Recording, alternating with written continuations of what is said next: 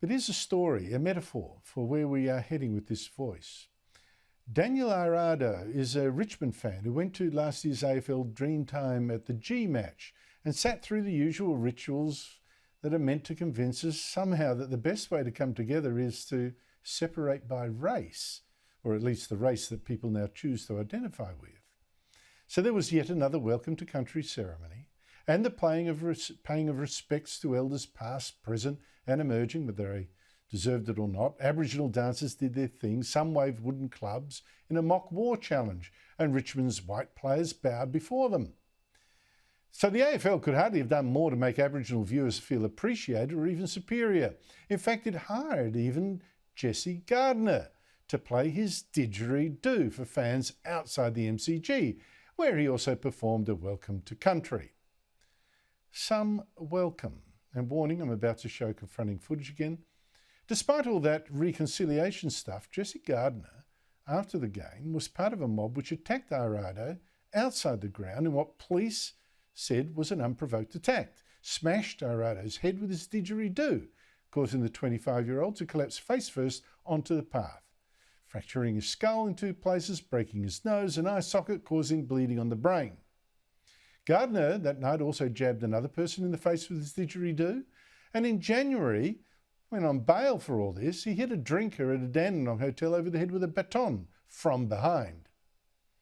And yet, Gardiner on Friday was given a sentence of just 300 days by the Koori Court. That's a court in Victoria just for Aboriginal offenders. I'm joined now by one of Daniel Ierado's grandfathers, Robert Allingham. Robert Allingham, thank you so much for your time. Looking at your grandson's injuries, looking at how he was assaulted, he could have so easily been killed. How long did it take him to recover? Well, look, I'd say 6 months, but like there's not a mark on his body now, but I think he's still suffering. He'd put his head on the pillow and sleep for 8 hours. Now he sleeps for 3 hours and gets up through the night. So what did you think, given all that, of the sentence?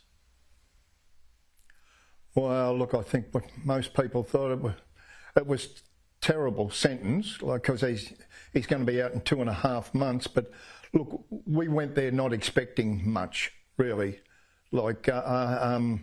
And a Koori court, which we knew nothing about a Koori court ever. We've never been into court.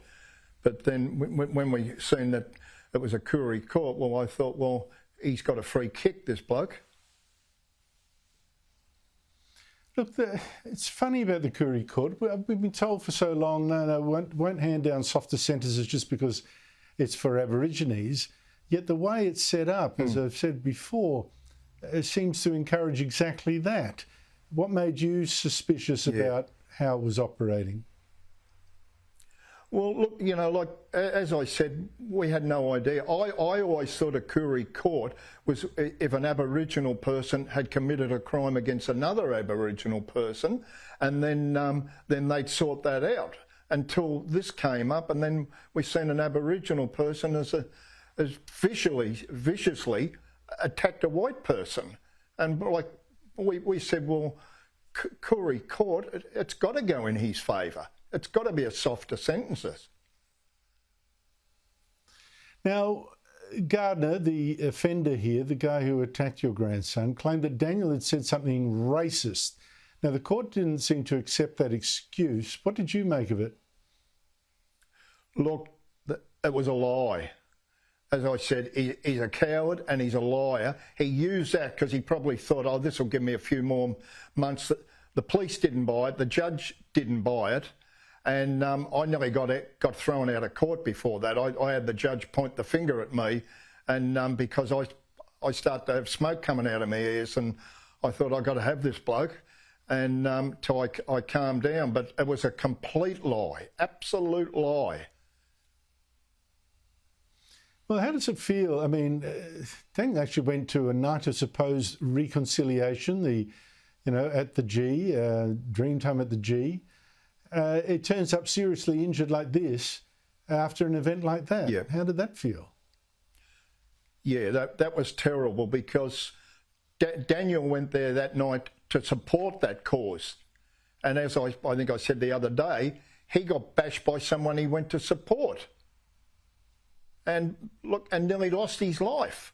Well, have you got any idea how the attack happened, why it happened? Yep, Daniel had came out of the ground. He was with one mate. His father and a couple of them mates were walking probably 50 metres behind. And Daniel's strolling along there because he was in a good mood. Richmond had won. And he's just strolling along. And the next minute, off this bloke went with the didgeridoo and went smash. And to tell you the truth, Andrew, I'm the only one in our family that hasn't watched it because I couldn't watch it. I've been told what happened, and they said when Daniel hit the ground, he bounced.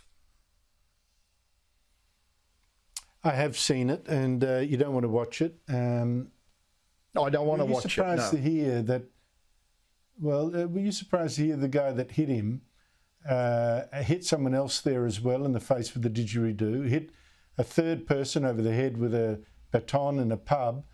Are you surprised to hear that this bloke has been a cultural advisor in jail?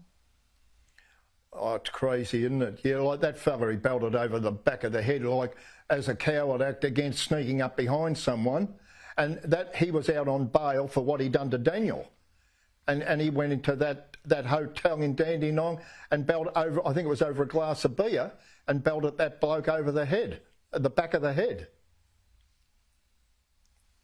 Yeah, and then it was a cultural advisor in jail. I would have thought that's the last person to be advising people in Aboriginal culture in jail. I would have. Yeah, so I'd hate to have him advise on anyone that I was involved with. Well, Robert, it's been a nightmare for your grandson and for all of you in the family. My sympathies to you, and it's a pity you didn't get a judgment that you're happy with. But thank you so much for coming on the show, Robert Allingham. Thank you, Andrew, and good to talk to you. And we read your column every week.